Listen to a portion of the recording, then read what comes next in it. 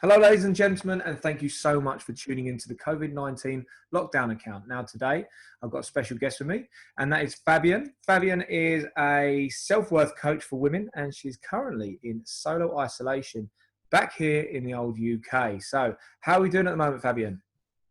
Yeah, I'm doing really good, actually. Obviously, there's a lot going on with lockdown and all of that kind of stuff, but I've been doing my best to keep, the vibes high and, feel kind of that I'm operating from a place of love more so than fear, which I think is something that kind of arises a lot when we're in like a situation like this. No, totally, totally, and making sure that you're following. Well, now we've got time to kind of follow our passion, as it were, right? We don't have to really be doing too much unless you are a key worker, and we now have the time to actually follow a passion, which we're never going to get again, right? hmm Yeah, I mean, one of the things that I have noticed is so many people have now been able to like pour the time into the things that they actually care about, like going out for a walk every single day. These are things that people probably never did at all while they were stuck inside of an office or like working on their business or doing things like that. And now people are prioritizing like these self-care things where they're getting out for their walk, they're seeing like hope the sun when it comes out in the UK.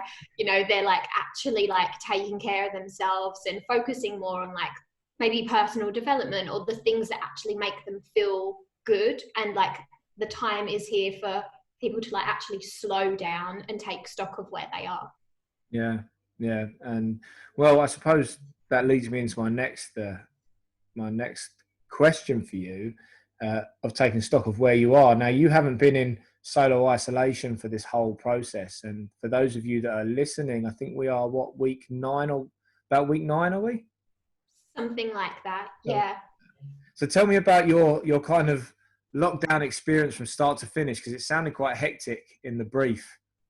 Oh my goodness. So I think that I've been on both ends of the fence. So I feel like I can relate to a lot of people because the beginning part of my lockdown was really interesting. So I had decided, I'm a coach, and so I'm always, helping other people to turn their dreams into realities. And one of the things that's really important for me is that I turn my own dreams into realities.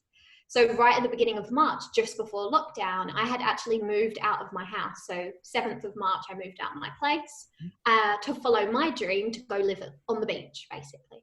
And literally within about 7 days of that or so, everything got cancelled. We went into lockdown, which meant I was effectively homeless with nowhere to go. And obviously, like, Airbnbs aren't working. Like, you can't move into anything. You just can't do anything. So I was very grateful that I have a really great family that were able to put me up and like have me come and like stay in their place. But it was not ideal by any means. And for those people that are kind of in lockdown and surrounded by tons of people, I really can resonate with that because it can be really difficult. Like if you're trying to work from home, you've got people kind of running around, you've got people like stressing out because of the situation that's happening. Like emotional tension is just super high during that time. And so for me, that was definitely like a challenge during that point. Used to spending a lot of time by myself. So it was quite hard being surrounded with people constantly and not necessarily being able to carve the time out to do the things that make me feel grounded, like even just like a 10-minute yoga practice or a 15-minute yoga practice could be a challenge if you're sharing a home with lots of people and people walking around and in and out of rooms and stuff like that. And then after about 2 months of that, I then was able to move into some temporary accommodation as things started to kind of calm down a little bit, and then have been in some temporary accommodation for about the last month. And so that's been really refreshing in a sense of like gaining, I guess, a sense of independence again, and having that time by myself and having an abundance of time to literally be with myself and feel all the feelings and see what's like happening in my life and take that kind of time out for me. But also on the other hand, I don't have people. I'm like not necessarily interacting with people aside from like clients and things like that I'm dealing with on Zoom, and friends, you know, phone calls and stuff like that. So both sides of the fence are really intense, I would say. And it can be really challenging, like when you're not used to either being in like a full isolation, or you're not used to being surrounded by people constantly all day, every day. Yeah, when we first went into isolation, there was quite a few of us here. We had my wife's brother and his children staying with us, and we don't have a very big house, and we're actually using my home office to stay in just for the time being, and it got very kind of claustrophobic very quickly, and you know, I was probably one of the main people that struggled the most, because I was so used to having my space where I could work, which I used to just use the gym, obviously, and I used to use my own facilities, which I could just go to either one of those facilities, and I've got spaces there that I can work from. But obviously, since that got taken away, and then I had no environment to actually work from, I felt that I couldn't steer my ship or guide my staff in the way that I needed to, because I wasn't headstrong. And you know, we you know, he was great about it, but we kind of said, look, we're going to need that space back. And ever since that we got the space back, we've been rocking and rolling. You know, I found a different level, and I totally get what you mean by that, because without this space, the concept that we came up with to kind of save our business, as it were, which has absolutely taken off, would never have happened, and we would be in a real bad place right now. So yeah. I completely resonate with that. So Yeah, it's no, go on. no, I was going to say, no, it's just interesting. Like, I think a lot of people are experiencing challenges during this time, but it's like how we rise from those challenges and how we learn things. So, you know, one of the things that I like to think about, I guess more so from like a spiritual perspective, is like we're always being offered a certain curriculum. And, you know, like this is really the school of life. And so actually, like whatever you're being dealt with, like those set of cards, whatever you've got, like you're going to learn something from that. And so as much as we want to like push it away, I know when I was like in my thing thinking, I just need 5 minutes by myself, you know, it was like stressful. But now I realize like that is the thing that made me, because not only did it reaffirm what my needs were as a human, and what I need to feel grounded and safe and strong, it also made me realize that we can do hard things. Especially when we put to it, you know, we adapt very quickly, which, you know, was going to be my next question, is what areas have you found that that you've needed to adapt to? I definitely think other people's schedules and routines, because like I say, I was very much, before I moved out my place, I was sharing it with my sister, but she had very much her own schedule. I had very much my own schedule. She spent a lot of the time out of the house. I work from home primarily. And so, you know, I would be at home, I'd have like plenty of space and quiet time, and, you know, even just like working with clients and running my business and creating things, writing my book, this kind of stuff. I had the space and the quiet time to do that. Moving into a place where I was surrounded by people all the time, I didn't have a home office. I wasn't staying in places where like I had a space to myself. I created like makeshift spots for myself in order to be able to, you know, create the things that I needed to create and work with clients and do that kind of stuff.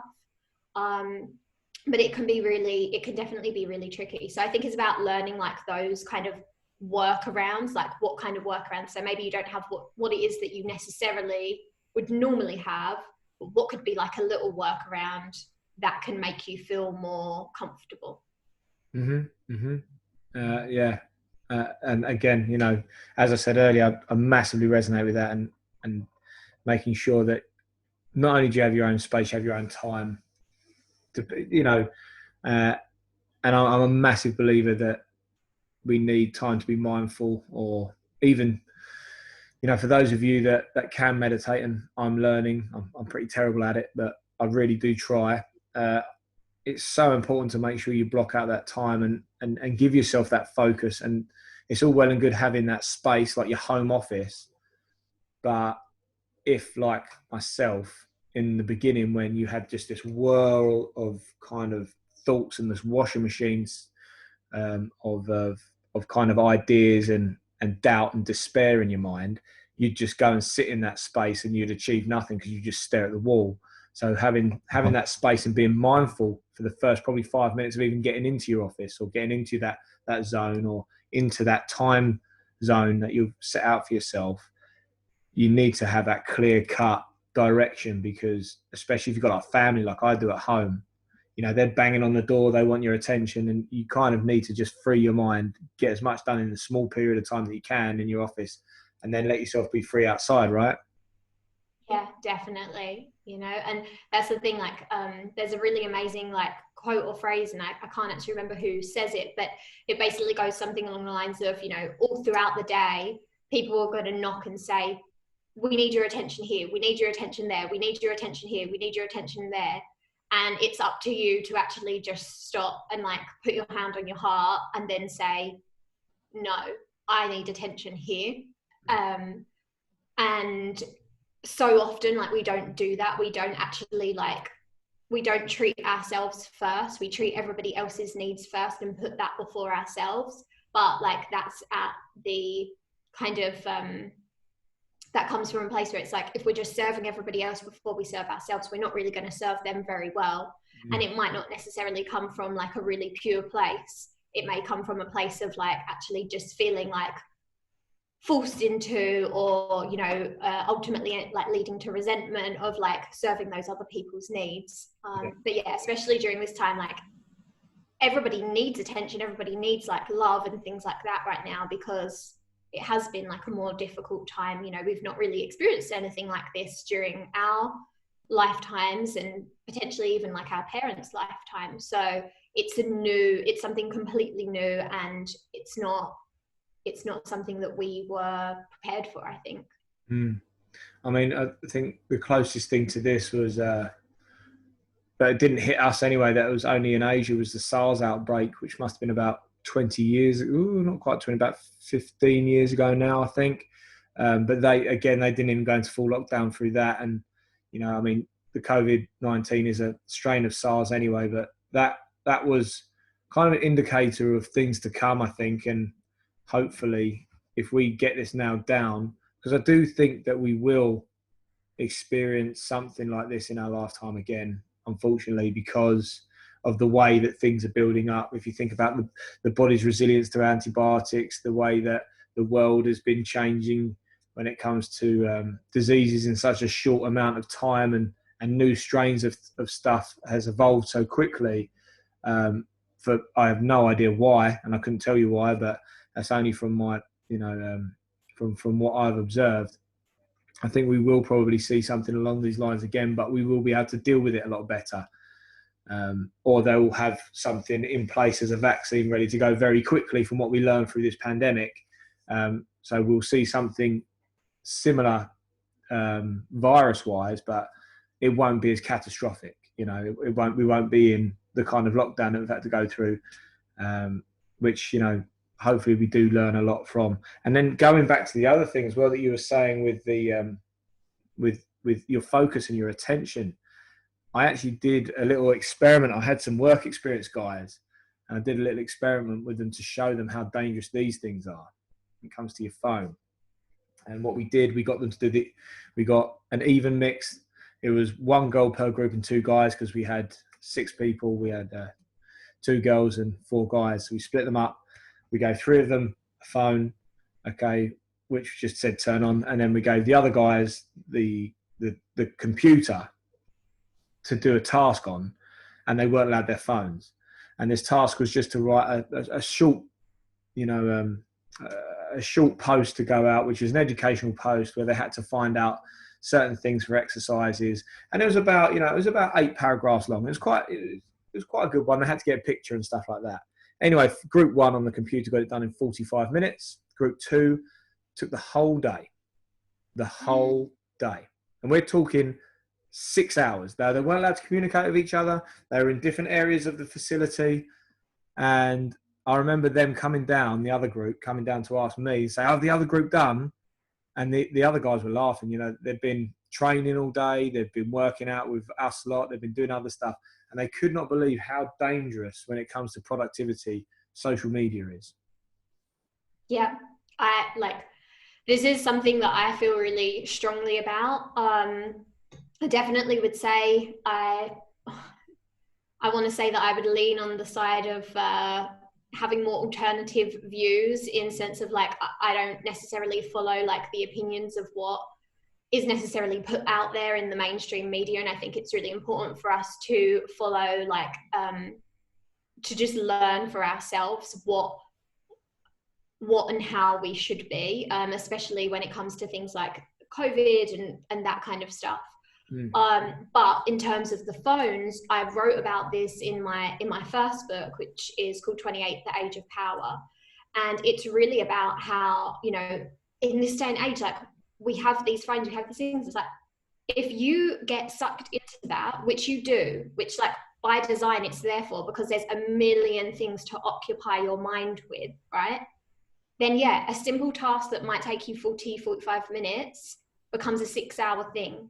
And then we wonder why we didn't get anything done that day. And it's because you've literally been sucked in. So we have to be really, really careful about how we, like, use our mind, and how we use these technology and the tools that we have out there, and we use them to benefit us and to create good in the world, and not allow ourselves to just be like completely sucked in and dragged into it. You know, I, like, in my first book, I talked about how, like, I don't have social media and I don't like to use those things.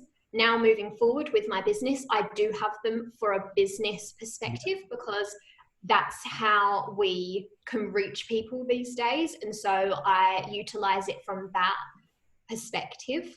But it is very specific, like, and very, like, time driven. And it's not something that I spend hours and hours and hours on every single day. It's actually, like, for me, I do it like in a chunk of time, so that you can still keep that productivity, because otherwise you could literally just be on there forever, and then never really move forward in your life. And I think especially for the younger generations, like, that's something, maybe, like, for us, we're a little older, so we know we didn't always have that, but for them, where they're growing up with it, they don't really know what life is like without it. So I think it's super important for them to learn how to just put that down and to not interact with it, do the task at hand, or create the thing they want to create, and then they can come back to that in, like, free time.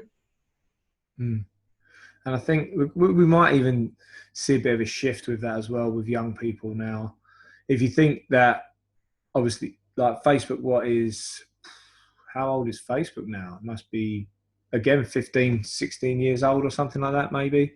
I think that 2005 maybe, or maybe even probably earlier. It always is earlier. But if you think the generation that's got Facebook, which is kind of, I would say, upwards of mid-20s now, to the younger generation, the TikTokers, for instance, like, from the age of 6 up to about the age of about 12, Facebook is a bit naff to them. They're not interested.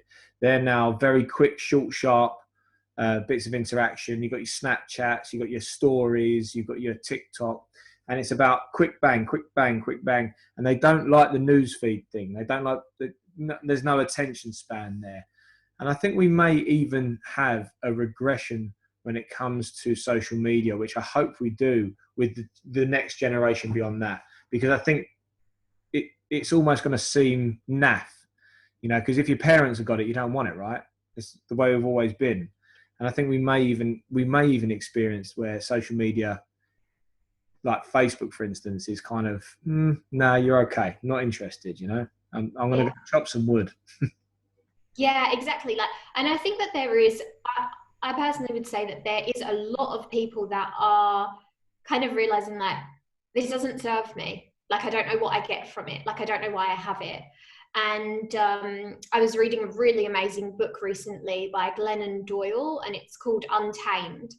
And one of the things that she had talked about is, like, you know, within her family structure, or I think the story might have even been of her friend's family structure, and was saying how the family was becoming so disconnected because the children had phones and they weren't actually being present like with the family anymore. So that family time, that quality family time where they're going to get connection and love and understanding and they're going to feel heard, wasn't happening anymore.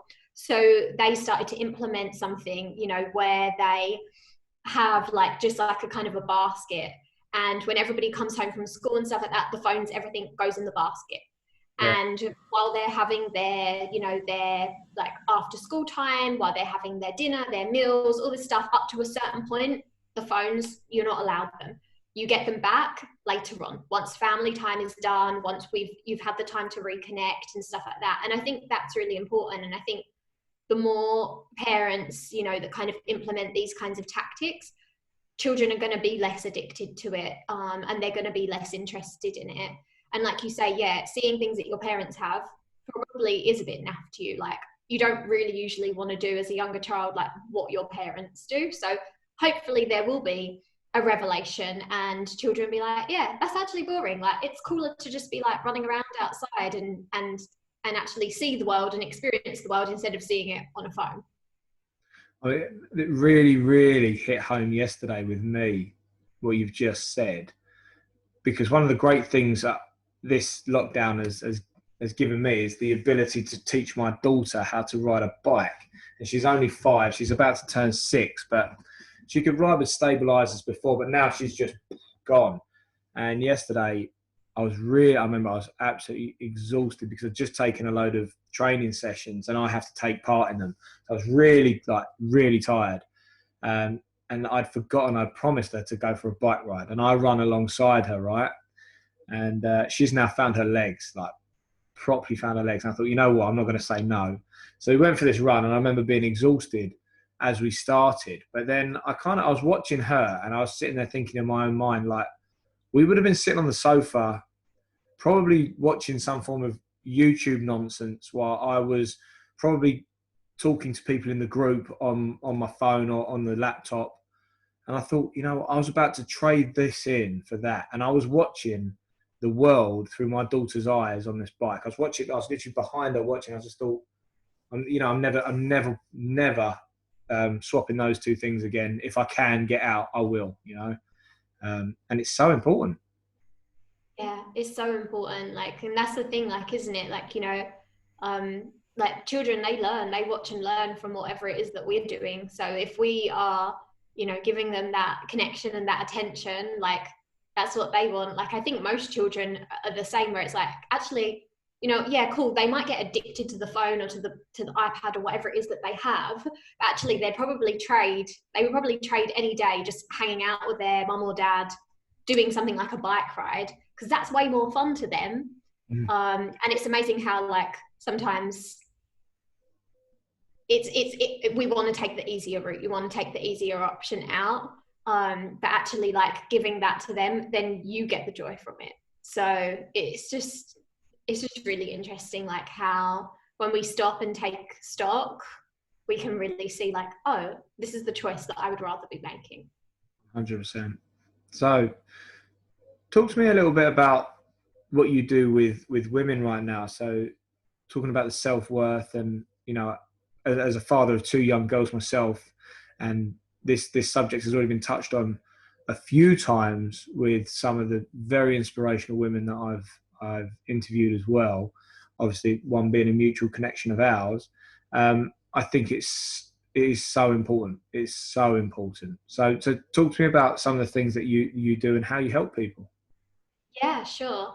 So I initially started off as a life coach, you know, and I wasn't focused on this specific of self-worth. And it was only after working with clients, primarily I work with women, and after a period of time, a couple of years, I started to really notice, like, the themes that were coming through. So the external things that people wanted would always be different. Maybe they wanted a new job and a promotion and a pay rise, or maybe they wanted to get their business off the ground, or maybe they wanted to move countries, or maybe they wanted to meet the love of their life, right? These things were always kind of like interchangeable, right? Like, we always want different, like, external things. But the thing that I started to notice was like on the inside, they all had the exact same like issue basically, which was believing that they weren't worthy of those things that they wanted. And all of them like desired those things so much, but they just couldn't seem to make it happen in their life. And it was only when then we would, you know, work together and I would set them assignments and we would dig in and we would figure out like the excuses that were coming up and the limiting beliefs that were there and the things that were really holding them back from what it is that they want to do. And a lot of the time, like that looks like things like, you know, I need to be perfect. And maybe it's not something you say out loud to other people, but it's that feeling inside, like, I need to be perfect. I need to be perfect. I need to feel like I'm good enough to do that. Or, you know, like, oh, actually, like, I can't make mistakes. Or I can't do things wrong. Like, I can't be a failure. And all these things would kind of come up. And then that would hold them back from actually going after the thing that they really want. I do a lot of work primarily around love as well and helping women to find love. And all of this stuff really starts with the inside. Yeah. So what I started to recognize is that actually every single person that was coming to me, it was about us resetting that internal script that they had. And so that could have showed up for a number of reasons. You know, maybe a parent wasn't present in their childhood. Maybe all parents were present, but they weren't actually there to give them the time and attention and emotional support that they needed. Maybe they'd been through some kind of trauma in their life that had impacted them in a certain way. And ultimately, like, they just didn't see themselves as valuable. And they just didn't see themselves as deserving of having the thing that they desired the most. And so the work that I really do, like I say, is about getting into the nitty gritty of, okay, you want X, but what are you doing? What are the barriers that you're putting in the way of you being able to have that thing that you really, really desire? And then we work back from that. So, okay, this is your dream, this is the thing you want. And then we do the work back from that. What are all the limiting beliefs that you have? What are the excuses that you're putting in the way of that? And then I basically work with them to rewire that part of the brain that is creating those excuses and those things to stop them having what it is that they want. Amazing. You know, we do a lot of stuff we work a lot when it comes to mindset with what we do as well. And, you know, a lot of the time we find that people put on these fronts and they have these ideas that that's what they want, when it goes a lot deeper. Like, so people that walk into our gym, for instance, or any of our facilities, they'll say, oh, you know, I'm here because normally they'll say, I want to get fitter. You know, no one has joined the gym to get fitter ever. Okay. But that's something that takes any kind of visualization of themselves away or anything away. So when we normally get them in and say if they're inquiring about something a bit deeper, like they want a personal trainer or something, we'll sit them down and say, look, well, what is it that you really want?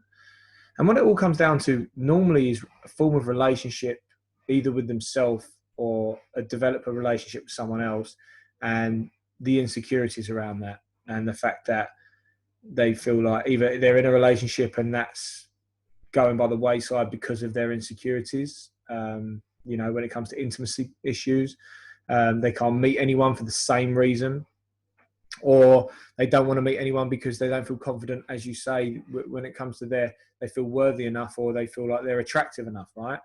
And I think that there's so much pressure as well, especially for women, when it comes to things like social media. Again, you know, it's been going around for years with the likes of Vogue and all these funny magazines and stuff, but it is damaging. You know, it does happen with men as well, but, you know, it's so much more with women, so much more this airbrushing world where, you know, there's a lot of these pioneer women that are on Instagram and Facebook and now that kind of will take two photos, you know, and they'll be like, look, this is the photo that you guys will see. This is me.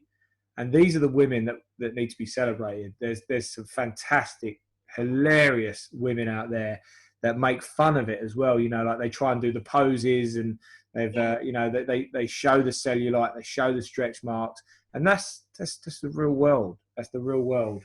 And I think And that, that's yes. sorry, go on. No, I think that these are the people that need celebrating. I 100% agree with you. And like, that's the thing, you know, like a lot of the stuff that we see out there, like you say, I think it works the same for men. And I'll come to that in a second. But like for women, we've been so conditioned to believe that certain things are beautiful, but it's only what we've been told. It's not what is the actual belief, you know, like what actually is beautiful versus what we think should be beautiful are two totally different things. And looking at magazines, like, I mean, if you look through a magazine, like I would even just like urge you to go out and buy one. Like if you're listening to this, go through it and look, how many of those women do you actually ever see on the street? Like how many of those women in that magazine look like that, have that kind of shape, have that kind of figure, and how many of them are out there? Very, very few people actually look like that and are on the street. I would say like it's just so minimal amount of people that really do look like that. And when you look at it, the majority of the time it's advertising. So most of those magazines, I did this as an exercise once when I was teaching some workshops, and we went through and like the amount of advertising that was actually in there was more than what the content of the magazine was. So Yeah. the whole point is you're just being sold an idea. This is all just marketing. This is all just to advertise for you to buy something. Because ultimately, coming back to that worthy piece, when you have that thing, when you have that handbag, when you have that pair of sunglasses, when you have that pair of shoes, when you have that outfit, you're going to feel like her. But do you know what? Her probably doesn't feel good because she is probably potentially in the modeling industry where she feels like crap because she's thinking, oh my God, I'm not sure if I'm skinny enough because the other girl that I just saw before I went into this is way skinnier than I am. And it's like, there is so much in this. And it's like, it's just a case of like, we just need to rework these conditioned beliefs that we've been taught, and practice the art of self-acceptance and accepting yourself like exactly as you are, because I really truly believe like we are all perfect exactly as we are. We all had a certain kind of body shape that we were meant to develop into, and that's going to look different for each person. But the best thing that you can do to all of those like brands and advertising and all that kind of stuff is actually say, you know what, I'm going to accept myself. That will be the best gift that you can ever give yourself, because it will free you from all of the drama of the social media, the advertisements, the magazines, and all of this kind of stuff. And that will actually give you the worth that you really desire, instead of spending it on money, on things like, you know, a new handbag or a new pair of shoes or whatever it is to make you feel good enough. You can just do that work on the inside. And that's all just to impress other people, right? Yeah, exactly. And leaves you feeling empty afterwards anyway. I mean, the crazy thing is, I have some nice stuff in my wardrobe. I do. I've got some things in there that were bought for me. I've got some things I bought myself, and I have been caught up into the materialistic world before lockdown. But you know what? During lockdown, I've just worn just my plain. These are my staff tops. It's got my brand on the back of it. I've just a pair of joggers, pair of shorts. I haven't worn anything of any worth, really. Just stuff that's comfy, stuff that makes me feel ready for work. For instance, I've been wearing my staff uniform, so the same as my staff do, every work day since lockdown, and so have the team, because it gives them a sense that they're putting their work uniform on, right? And I've got X amount of clothes in my my wardrobe, and I wouldn't say I've worn anything really of a designer label, except for one or two things which are swimming shorts that I've worn out in the garden because that's the ones I own. And you realise that it doesn't matter. Like if I had normal non-designer ones, I would have worn those anyway. So it doesn't make any sense to go and have this stuff. Yeah. And I think, you know what, like it's okay to allow ourselves to like have the things that we want, but for me it always comes down to like the intention with which you do stuff, for me, like I might want to purchase something, maybe it might cost a little bit more, but I would be more thinking like, you know what, I'm going to buy this as an investment. It might be something that is going to last me like 3 years instead of 3 weeks or 3 months, if I buy a cheaper version of it. And so actually I would rather get this because I know it's a better quality, or it's been better made, or something like that, right? So I totally recognize that there's, you know, these things are there for a reason, but it's just make sure that like you're choosing it because it's your reason, because you really want it, because you've thought about it, and it's not because you have the pressure from anybody else to think that that is what you need in order to be worthy. And I think that's really the important point. So during the lockdown itself, are you still managing to reach out and kind of serve clients, or are you in full lockdown now? Are you still working with people? Still working with people. I mean, it's the perfect time to work with people. Yeah. In all fairness, I've got actually quite a few new clients during this time, and they've all just been coming to me saying like, actually, it's the perfect time to work with you, because I think a lot of people think that when they're going to work with a coach that they need an abundance of time to actually do that. You don't need an abundance of time. You just need the dedication that and the like the intent that you want to do it. But yeah, I've still been able to serve people. If anything, like I think my business has done really well in the sense that people need this kind of support. So I've put a lot of different free resources out there. I hold a session every Friday, which is called A Conversation About Love. It's all about love, and we get on a Zoom and we talk about what's kind of going on in people's love lives, and a lot from like a self-love perspective, but also from relationship perspective. And we talk about how we can heal different wounds that are presenting themselves, how we can move forward, how we can forgive, and we go through a lot of that stuff. So if anything, I think like I've probably been quite busy during this time, but I'm just lucky that the way that I set my business up from the off was how it was going to be, which was all online. So I do stuff in person, but a lot of what I do can be done online. Mm-hmm, mm-hmm. And would you say, has anything been more standoutish, more prevalent with your clientele during this time? Has anything changed? I would say for people that I was already working with, I was really, really like proud of them in the sense that when this stuff hit, they were able to stay really strong and really like grounded in what was happening. And every time I would have sessions with them, I would be like, you know, and how are you feeling? What's going on? They're like, you know what? I actually feel okay. I feel really good. Like I've got all my ducks in a row, and I know what I'm kind of doing, and I have support. And so this is all working out for me. I think some people who maybe haven't had the support or hadn't been working with me before that were struggling in the sense of like feeling potentially a lot of fear about what was going on. And so a lot of my work was to help them to recognize like the vibration of fear isn't going to serve you. And it's about moving into a space of like how you bring more of the vibration of love in, and how you find small ways like to bring that in. So maybe you might wake up feeling like a sense of anxiety or stress about what's going on, but like, can you take 2 minutes and meditate, or just be mindful and take a breath? Or could you start a journaling practice whereby you're just releasing all of your thoughts onto paper so that they're not staying stuck inside of your mind? And so I would have said that the main theme that I've seen is a lot of people, especially those that are in isolation by themselves, have really started to recognize now that before maybe not being in a partnership was something that they wanted, but they didn't care about it too much. But I've seen quite a few people come through to me where they're like, you know what, I don't want to be by myself anymore. Like I do want to find like that nourishing, committed partnership in which I can be, you know, growing with another person. And so I think I've seen quite a lot of people that have been by themselves and had that realization. Mm. Mm. Yeah, and I've seen that a lot with people that I've worked with as well. You know,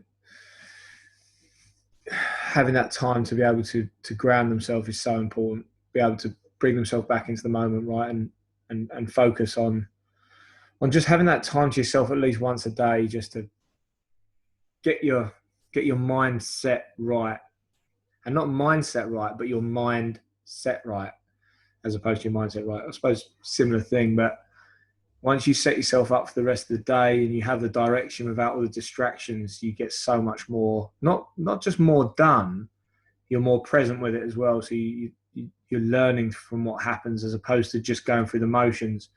And you know what, they actually put it down that there's a series going back to being a bit more topical and of the time.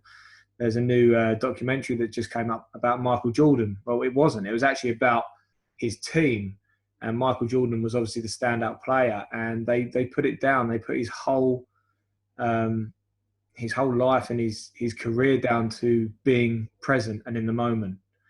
And he could just do it. Some people can just do it, and that was a natural thing for him. But he was never drifted off. He was always focused, and what a skill and ability to have. But to practice that and to bring yourself into the moment and to concentrate on what's going on, I think could help us all operate at a completely different level, at a level that we've never been to. Yeah, definitely. And I think, presence and like gratitude for what you have are just really, really important things, because it flows into all areas of our life. Like if you can create the discipline to have those practices in your life, to just like take a moment and stop and be present, like it just, and be grateful for what you have, it takes you so much further, especially during times that are challenging. If we can have a moment like with our partner or with children or with family members or with friends to just stop and be like, I know there's all this stuff going on with me, but like, I'm going to just connect with you and just listen to you and be present with you and just do that, and then be grateful for that connection. That can actually work wonders in so many different elements of relationships. It's something that I teach in, like I have a 10-day love course, and that's one of the days that I really teach that. And a lot of the students that have taken that course will come to me and say like, I didn't realize the impact that being present and having gratitude for what I have right now could make on my life. And, some people, they're in like a partnership, they've been in one for quite a long time, and they're like, what, the second that I started being present with my partner and listening to them and taking like, even if it's just 10 to 15 minutes out a day to just really be there with them, that made all the difference to our relationship, because actually we were finally like there together, as opposed to just like living our lives and doing all of our stuff. I think, I think everyone is guilty of letting that slip here and there. And, I try and be as mindful and as present as I can be in my relationships as well. And, it definitely does help. As I said earlier with my daughter as well, being present at that moment, I've decided I'd never trade in that time ever again, which has meant a lot. So we're going to come towards a bit of a close now. I'm very mindful of your time, and I know that you're a busy person and you've got stuff to do today. So I did kind of warn you with a couple of questions that I will be asking, and it's almost time for those. So the first thing is, have you taken stock of any advice, or has someone given you any advice that has really helped you through this time? Yeah, so there's a mantra that I have right now. It comes from the book that I mentioned earlier in this in this session. It's called Untamed, and it's by Glennon Doyle. And one of the things that she says in her book, and she talks about her story, is we can do hard things. And she has this concept of we can do hard things. And for a long time, she didn't like express her emotions. She didn't express she wasn't living out her life to the fullest expression of what it could be. And if you get into the book, you'll kind of learn more about her. But this concept of like, we can do hard things, I think a lot of the time we want to take the easy route out. I know for me, sometimes like it's easier to take the easy route, right? It's so much easier sometimes emotionally, physically, mentally. But if we can just be brave and have courage, then we can do hard things, and those hard things actually make us. So Yeah. that would be my advice. I love that. And I suppose, I mean, it's probably going to be the same answer then. But if you could go back to the beginning of lockdown and you could kind of whisper in your own ear some advice or something to do, it could be topical. It could be like buy a tin opener, which I wish I'd done. Um, it could be anything. But what would you give yourself a heads up about? I think I would say everything will be okay in the end. If it's not okay, it's not the end. I like that. I like that. So keep on going, right? Keep on going. No, I love that. Okay, well, yeah, I've got a lot of time for that, and keep persevering and pushing towards the end will show itself, right? Oh, 100%. 100%. And all that we can do is really like, and this might sound like, how is this advice? But like, if you can live from your heart space, and if you can live from a perspective of like not worrying about the fear and the anxiety that surrounds, and if you can really get focused and tune into yourself and like practice just offering love out to everybody that you meet and love to yourself, that's going to be like the best thing that you can do that will walk you through this experience. Yeah. Yeah, I love that. I think, yeah, now's the time to practice being kind as well, isn't it? That that projection of kindness and understanding is the most important thing to do right now. Yeah, it's not gonna. Yeah, coming from a point of positivity is never going to breed negativity, is it? No, it's all about getting that mindset right, isn't it? Indeed. Well, look, Fabian. I'm going to Fabienne. Sorry, I'm going to wind us down now. I'm going to say a little bit of a goodbye for this lot. You stay on, okay? Because I'd like to talk to you afterwards when we press the stop record button. I'm going to quickly say thank you to you for everything that you've done today, and thank you so much for coming onto the show. Thanks so much for having me. No, it's my pleasure.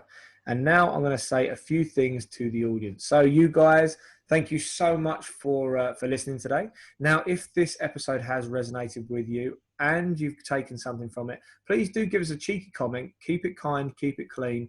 And also try and use social media for the positive thing that it's made for, and give us a cheeky share so other people in your network can enjoy the podcast just as you have right now.